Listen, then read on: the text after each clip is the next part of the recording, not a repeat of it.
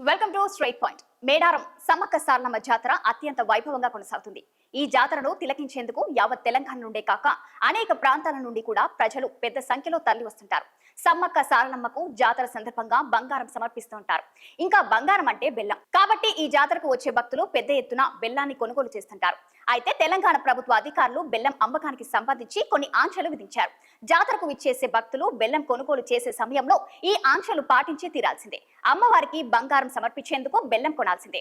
అయితే ఈ బెల్లం కొనే సమయంలో ఆధార్ జిరాక్స్ కాపీతో పాటు మొబైల్ నెంబర్ను తప్పనిసరిగా తీసుకోవాలని వ్యాపారులకు ఆదేశాలు జారీ చేశారట. మేడారంతో పాటు రాష్ట్రంలో వివిధ ప్రాంతాల్లో జరిగే సమ్మక్క సారలమ్మ జాతరలో అమ్మవార్లకు భక్తులు పెద్ద ఎత్తున బెల్లం సమర్పించడం ఆనవాయితీగా వస్తుంది.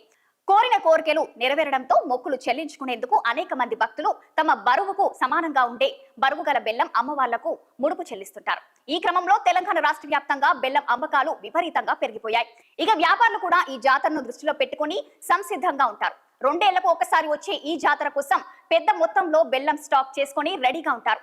ఈ ఏడాది జాతర సందర్భంగా బెల్లం అమ్మకాలపై ఎక్సైజ్ శాఖ ఆంక్షలు పెట్టడం ఏంటా అని కొంతమంది ఆశ్చర్యాన్ని వ్యక్తం చేస్తున్నారు. ఇందులో ఆంతర్యం తెలిస్తే గనుక ఎక్సైజ్ శాఖ నిర్ణయాన్ని తప్పక సమర్థిస్తారు. ఈ ఆంక్షల వెనుక ముఖ్య కారణం గుడాంబ తయారీకి అడ్డుకట్టి వేయడం. గుడాంబ తయారీలో బెల్లాన్ని వాడతారు కాబట్టి బెల్లం విక్రయం విషయంలో ఇటువంటి ఆంక్షలు పెట్టడం వల్ల అక్రమార్కుల ఆట కట్టించే వీలుంటుందని అంచనా వేస్తున్నారు. అయితే ఈ నిర్ణయం వల్ల అటు వ్యాపారులు ఇటు భక్తులు కొంత ఇబ్బంది పడుతున్న మాట అయితే వాస్తవమే. కొంతమంది ఈ ఆధార్ తప్పనిసరి అనే నిబంధనను తొలగించాలని కోరుతున్నారు. అయితే గుడాంబ తయారీని కట్టడి చేయడంలో భాగంగానే ఈ నిర్ణయం తీసుకున్నామని అధికారులు చెప్తున్నారు.